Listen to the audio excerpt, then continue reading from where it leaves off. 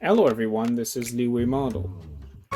Today's model is a brand new 2024 release made by Hornby of a model that I really like and that I have several times. In fact, they were featured on this very channel several times, and I will create a playlist and put the link right there or down in the description if you want to see the other models that are in my collection.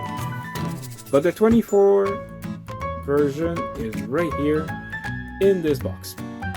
Now you may think that this is the shipping box, and in fact there's even a big sticker here that says fragile, but no, the supplier put that in the box, and then the store which I bought this from put that into another shipping box, and there you go, it arrived like this. So yes, it does have that big sticker here saying fragile, handle with care, but this is such a small locomotive and it's pretty basic. I don't think it's gonna be broken. So let's open it together. Now this brown box on it, I can see that it was tested by the store. I really like that feature. I know some people don't. I do, because I ordered this from almost the other side of the world. I prefer not to return stuff because, shipping back and forth is pretty expensive. On the end of the box here, I have that Hornby label right here. The product code is R30287. It is a Class 21 LNYR Pug, but this one is in a different livery. It's called Prince, running number 19. So let me open this up.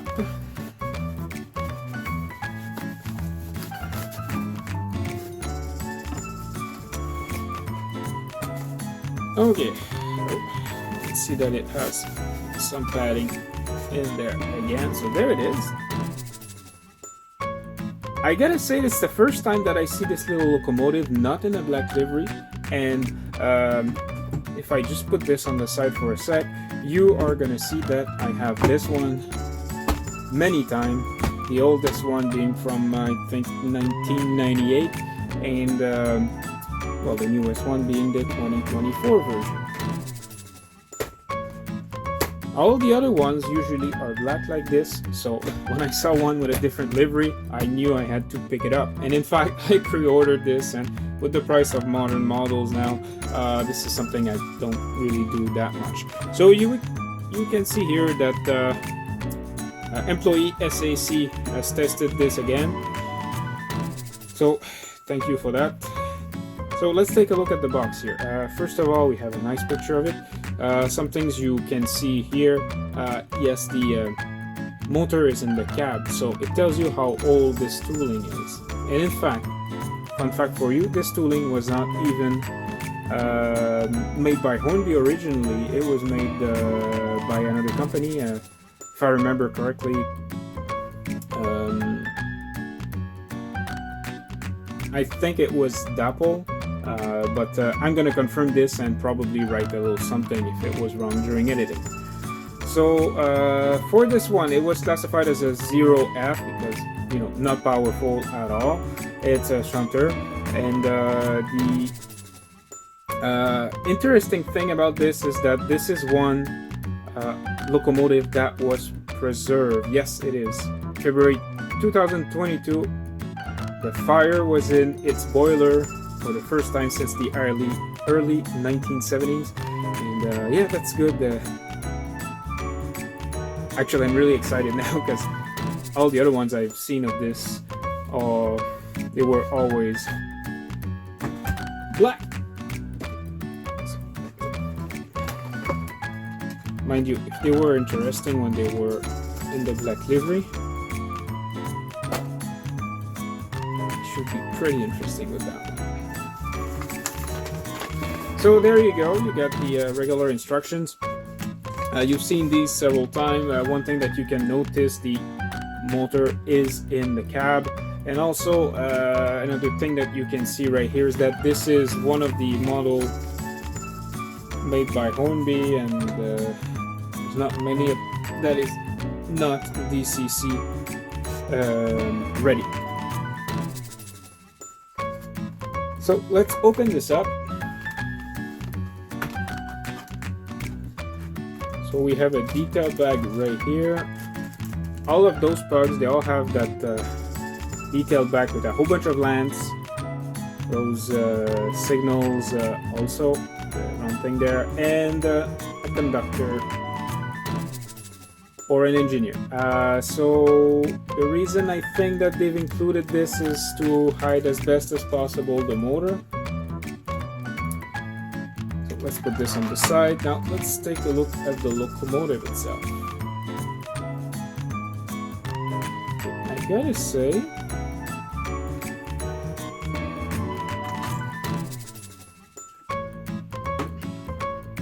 oh my god, this is gross. I mean, the locomotive itself doesn't look bad, it's just that there's oil absolutely everywhere. Okay, I'm gonna have to pause the video right there and try to get some of that oil off because my hand is completely drenched in it, and I'm gonna put oil everywhere if I just put this on my white cardboard there. Hold on a sec, I'll be right back. Okay, after 20 minutes of cleaning, this is what it now looks like. It's not perfect, but at least I can handle it without my hands getting all greasy and everything. The good thing about having to clean that model for such a long time is that I had a good time to look at it and notice a couple of differences compared to one of my other pugs that I have. So, let's start with the obvious. The livery is this model's big new thing, the big highlight that you've probably seen that model all in black, and if you look at the other videos I posted earlier in the link, that this is pretty much all the way that they are all. That one here, however, is much more colorful. As you can see, it is in a maroon livery, and it has yellow lining everywhere. And when I say everywhere, I mean look at that saddle tank right there. Okay, the lining goes all the way to the other side. The cab itself, it's fully lined from top to bottom, from inner to outer. The steps are lined, the running board is lined, and right here the cylinder is also lined. The fact that they've put a different color on it actually make it look like it's a lot more detailed than it actually is. I'll give you an example. If you are looking at the saddle tank right here, you can see the chimney is a different color, the water inlet is also a different color, and the whistle is in a different color. Let me compare this to another one of the Pug I own that I have not yet shown on this channel, for the simple reason that I received it at the same time as this one, except I bought this one used. So the product code for that one that I'm about to show is R2335. It's also a class 21 Pug. This one is in the BR livery, but it is weathered. And there it is. As you can see, this one is bone dry, except where it counts. And yeah, it has a slight weathering, as you can see, just to give it a bit of a rough look, and that looks pretty good. But if you look at the whistle there, and the water inlet, like all of that stuff, it blends a lot more. And if you have a pristine version of this, so that's completely black, then all of this blend together a bit too much, and you don't see anything there. So anyway, let's get back to today's model. So as you can see, the whistle stands out, the chimney stands out, the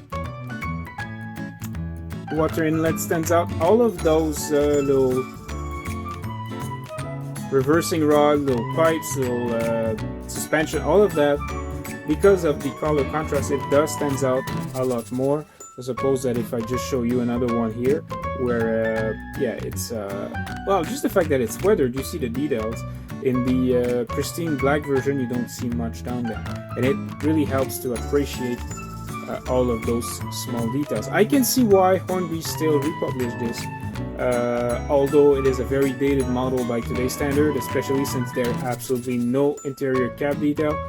I say that, but there is a reversing lever around here, you can see it. But everything else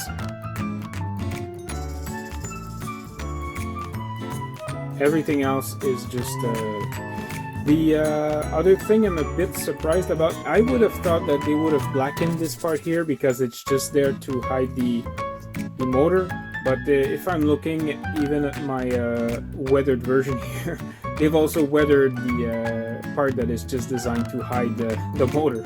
So anyway, a nice touch. There is glazing on it on both sides, and I do find the cab to be not very well fixed. It moves a bit a lot. Well, yeah, it moves a lot, I would say, not a bit. Anyway, it stays in place, I guess. Okay, beside this, what else do we have? We have the handrails.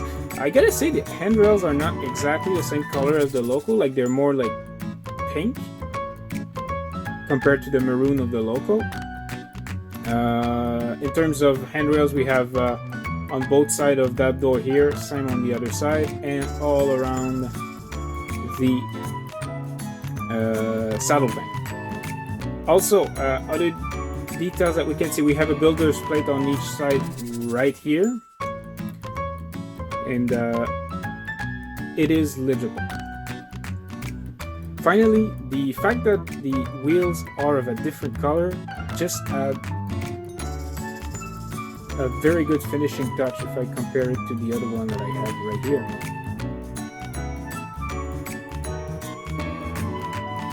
I have to say, it does feel lighter than the older one that I have in my hands. In fact, let's just weight it and we're gonna see if that's just a feeling or if that's really the case. I know the 2019 version was lighter than the 1998 version. So that one, I think it's from 2002. So this is around, you know, 20 years difference between the two, which is pretty similar to the last comparison I did of pugs. So this weighs in at 75 grams. Yeah, that is very light. Let me just make sure, is it paired? Yeah, it is paired. And the old one weighs in at 95 grams. Even the old one is not that heavy, but this is a super tiny locomotive. Okay, so let's put this one back here. In terms of mechanism, we're talking about something that's really basic, and I should say dated by today's standard. The motor, as we've already noted, is in the cab itself. If you look down here, that golden thing there, that's a brass worm drive that drive this axle here through that gear. Still got some lubricant left, unfortunately. And then from that axle, it connects to the other axle through the coupling rods right here. So very simple mechanism. One thing I noted compared to the old one here, and the 2019 version was more similar to the old one in that sense. The pickups themselves, the old one, the pickups, you had one pickup per wheel, as you can barely see. Yeah, you can see it now. When I take a look at the new one here, it does have two pickups per wheel, so hopefully the new one's gonna be more reliable than the old one. Now this is a very tiny locomotive, like I said earlier, so it is very possible that on certain express points like the wheelbase is not long enough to be able to have one axle out of the dead zone of an express point, but I mean, that's what we have to live with if the prototype was made like this. When they did the model, they had to take into account all those distances and to replicate them. Okay, so I'd like to see this run. So let's bring it on the track. We can note also that they have just a standard D-type coupling here. They're not like the little tiny ones that modern loco uses. So I'll try to find some wagons and then we can see this on the track. But before that, let's just see how it runs by itself. I'll be right back. Okay, the locomotive is now on the track right here. Today's setup, we have Bachmann Easy Tracks Oval. These are some nickel silver tracks with integrated road beds. There's two types of easy tracks again. There are the nickel silver ones with that gray road beds, and the black road beds would be steel tracks instead. But today we've got nickel silver. This little power supply / train controller here is also by Bachmann. It comes in various starter sets, but this one comes from the DeWitt Clinton set, and it's being powered by that portable power station right here, which is a Blue Eddy EB3A. Now the locomotive has not run in yet, so the performance, again, they're not super great, or they're not as best as they can be when they are out of the box. So let's see how this one works, and we'll see if it shudders or if it does anything like that. If it does, then I'm gonna pause the video, I'm gonna let it run in a bit, and then we'll continue after.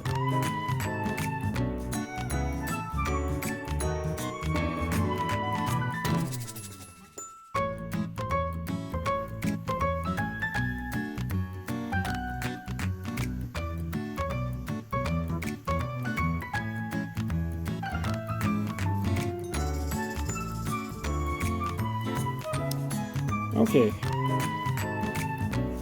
well, in reverse it is. It does shudder a bit.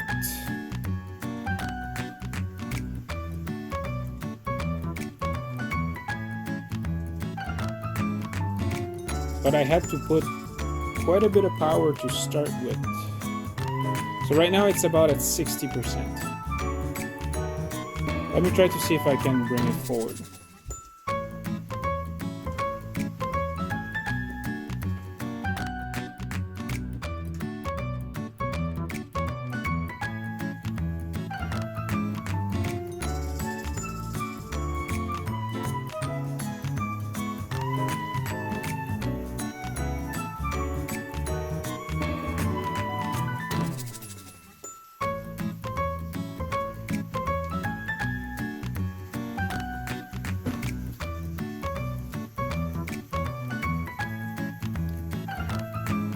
Okay, so this is at 60% going forward.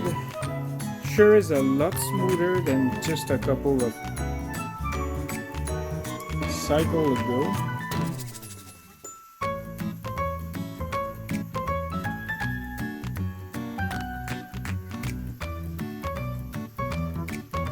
Okay, let me try to slow it down a bit.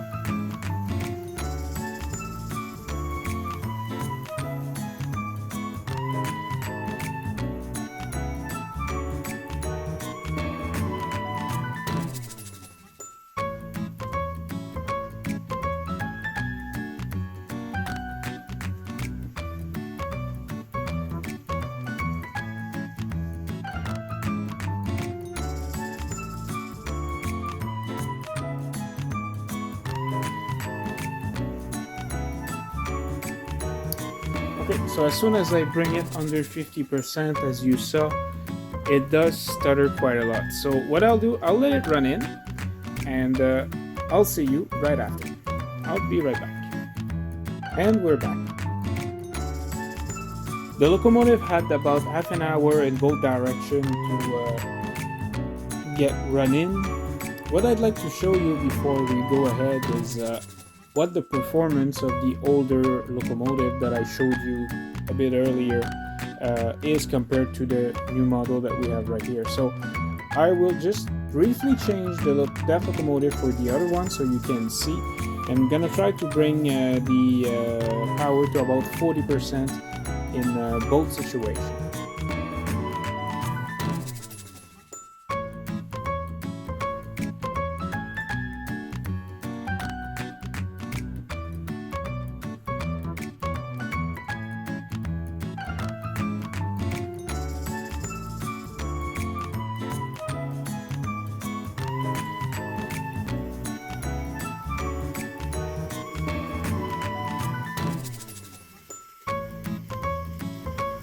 So as you can see, I'm even at 35% of power right now. If I bring it to 50, it'll be a lot faster.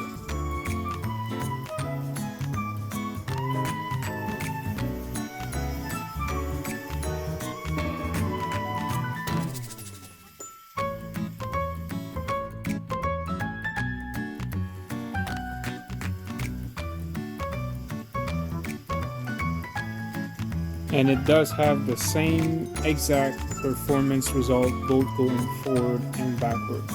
Now let me try with the newer model, the maroon one.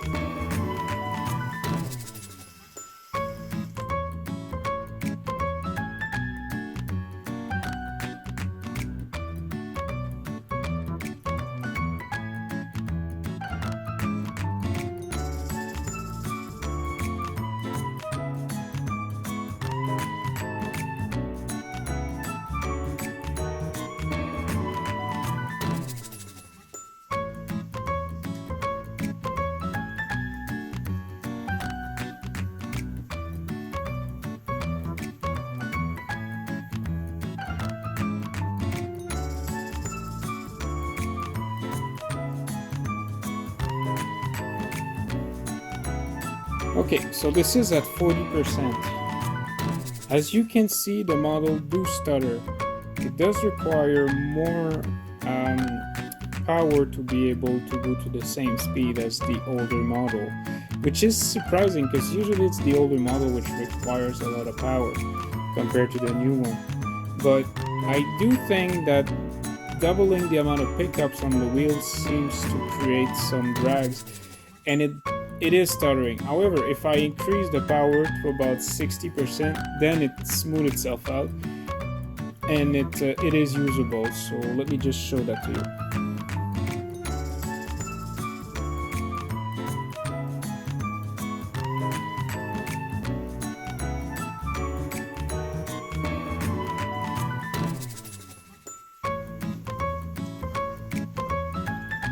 Oh yeah, at this speed,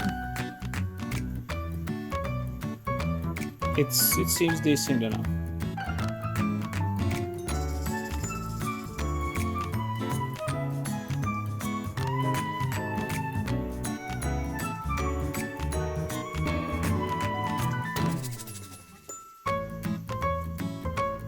Okay, I'll try to couple those three coaches here.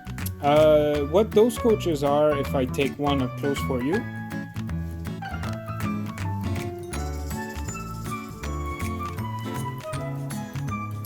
Here they are. They are regular Hornby 4-wheel coaches. They've got plastic wheels. They are LMS coaches. Now, this locomotive is currently into industrial glass shop livery, I think.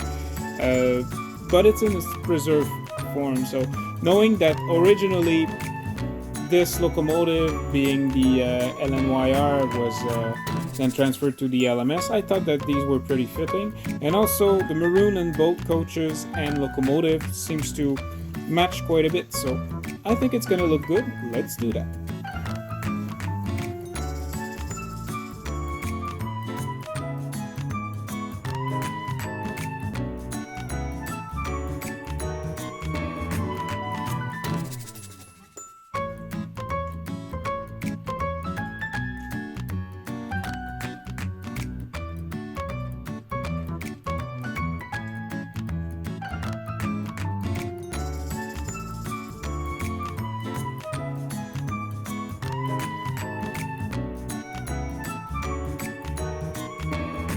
Yep, that looks pretty good. So let's start it up.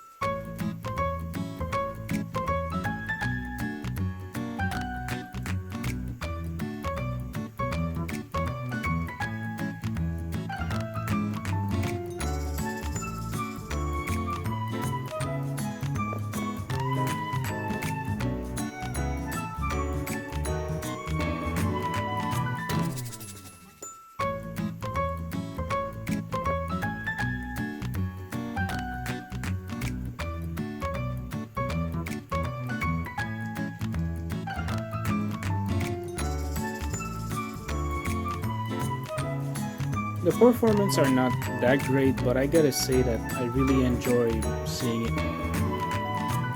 And that little train right now, it actually looks pretty sharp.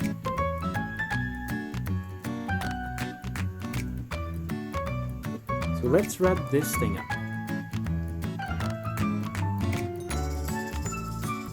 So what do I think about the Class 21 Pug locomotive in the United Glass Bottle Manufacturer livery? That's this one, by the way. It's kind of a mixed bag, really. I'll start with the positive. That livery right here is a very nice change to all the black pugs that we've had over the year. It is lined, the livery itself is it's very good looking, the finish is pretty good. I like the fact that it pulls out the details better than what we were able to see with the black ones.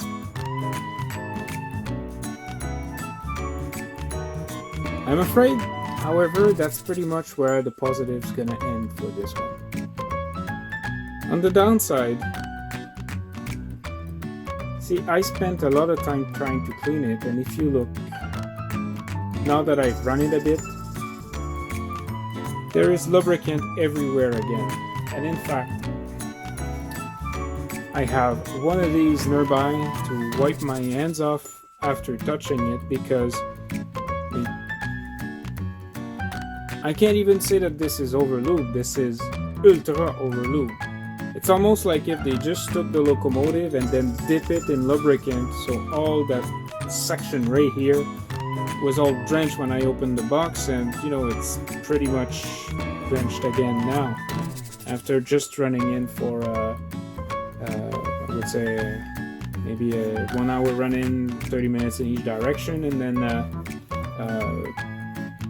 maybe a 10 minutes total of filming after that. Well, compare it to that one here. That one right now, the only place where it has lubricant is where it needs to, and it's right here. Everything else, if you look, it's dry. Okay? Now that this has been said, the performance on it was not very good. Out of the box, it was very unreliable, I gotta say. You didn't see this because during the time I was running it in, I had to, you know, do a little tap here and there because the locomotive would stop, and I don't have any points on that oval. It's just it was a bit of a pain, honestly, to run that one in. But once it started to be reliable, then I was able to let it go. And then it started to run, maybe not 100% normally, but at least it was reliable at that point. Other than that, you saw when I put the older model right here on the track, it sort of started running right away, and you know, it was on its merry way.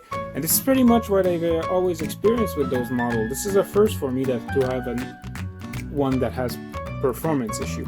I do think that this is because of the extra pickup that they've put. This probably caused more drags on the wheels, because I don't think that there's anything else that has changed on it. Now the fact is, I know the Pug, I love the Pug, I got many of them, I did many videos about them, and in fact, if I start to pile all the ones I have, well, I got quite a few.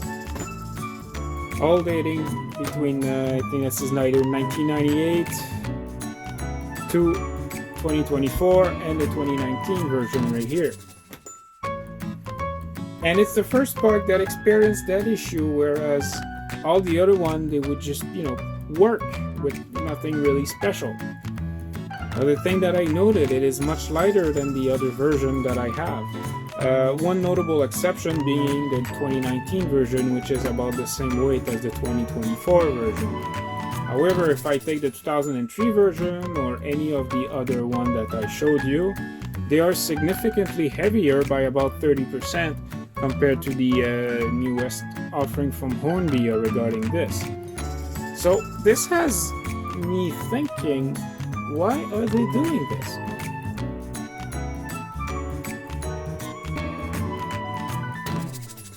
That's actually a pretty good question. If you have the answer, please let me know and write it down in the comments, so this way I can try to bring my head around this. Now, should you get one? It's always a question of price. Well, I've shown those two locomotives together, and there's something I haven't told you. I ordered both of them at the same time from Rail of Sheffield, except that this one was used. The other one was brand new. And if you take a look at the price that I paid for these, the used one was £50, the new one was £59. So the price of used ones was almost the same as what I paid for the new one. So at that price, is it worth it? I think it is. I mean, it's not that expensive. Would I pay the MSRP for this? Absolutely not. The MSRP for this is around £84, I think, something like that. This is way overpriced, and you know, this locomotive, I pre-ordered it, and for some reason it was already at that price when I pre-ordered it. So either I got lucky. So if you're able to get it at a discount, yeah, sure, you can go ahead, but be mindful, those don't seem to have the same level of reliability as the other ones.